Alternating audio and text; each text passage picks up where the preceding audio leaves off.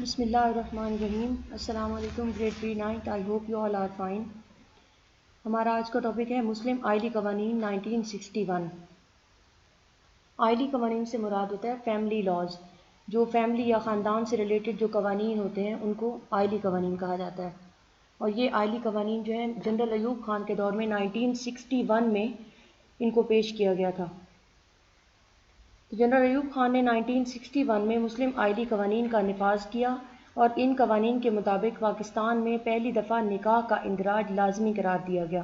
اس سے پہلے اس بات کی کوئی قانونی حیثیت نہیں تھی کہ نکاح کا اندراج کروانا لازمی تھا، لیکن آئلی قوانین کے نفاذ کے بعد قانون کے مطابق جب بھی کسی کا نکاح ہوگا تو وہ یونین کونسل میں جا کر نکاح کا اندراج لازمی کروائے گا. اس کا سیکنڈ پوائنٹ ہے دوسری شادی کے لیے پہلی بیوی کی اجازت. اب یہاں پر آپ نے جہاں سے میں ہائی لائٹ کروں گی آپ نے بھی اس کو یہاں سے اس کو کراس کر دینا ہے. اس کے علاوہ یہ جو لکھا ہوا ہے یہاں اس کے علاوہ اس پہ آپ نے کراس کر دینا ہے اور یہاں سے سٹارٹ ہوگا. پہلی بیوی کی اجازت کے بغیر دوسری شادی قانون کے خلاف قرار دی گئی اور شادی کے لیے لڑکے کی عمر کم از کم 18 سال جبکہ لڑکی کی عمر 16 سال مقرر کی گئی. یہاں پہ عمر کی حدود بھی مقرر کر دی گئی کہ اگر اس سے پہلے کوئی بچوں کی شادی کر دے گا تو وہ غیر قانونی قرار دی جائے گی اور اس کے خلاف قانونی کارروائی کی جائے گی. اور طلاق کی صورت میں عدت کی کا عرصہ 90 دن رکھا گیا اور ان قوانین کے تحت دادا کی وراثت میں یتیم پوتے کا بھی حق تسلیم کیا گیا. مسلم آئلی قوانین پیش کرنے سے پہلے دادا کی وراثت میں پوتے کا کوئی حق نہیں ہوتا تھا. تو اب اگر پوتا یتیم ہے اور اس کا باپ فوت ہو گیا تو دادا کی وراثت پر پوتے کا پورا حق ہوگا، اس کو بھی اس میں سے حصہ دیا جائے گا. تھرڈ پوائنٹ ہے مسلم آئلی قانون پہلی قانون سازی.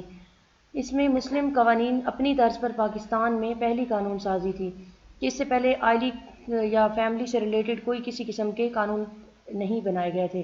تو ان قوانین کا مطالبہ کافی عرصے سے خواتین اور انسانی حقوق کی تنظیموں کی طرف سے کیا جا رہا تھا.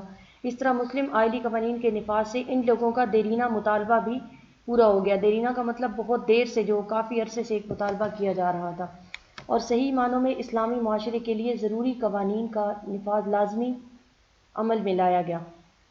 یہ تھی چند ہمارے قوانین مسلم آئلی قوانین جو کہ جنرل ایوب خان کے دور میں پیش کیے گئے، جس میں پہلا تھا کہ نکاح کا اندراج لازمی قرار دیا گیا.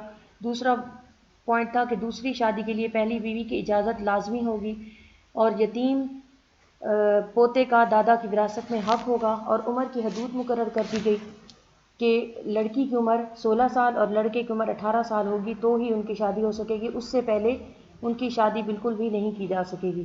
اور اس کے علاوہ یہ اپنی طرز کے پہلی مرتبہ ایسی قانون سازی کی گئی تھی پاکستان میں. یہ ہے ہمارے آئلی قوانین.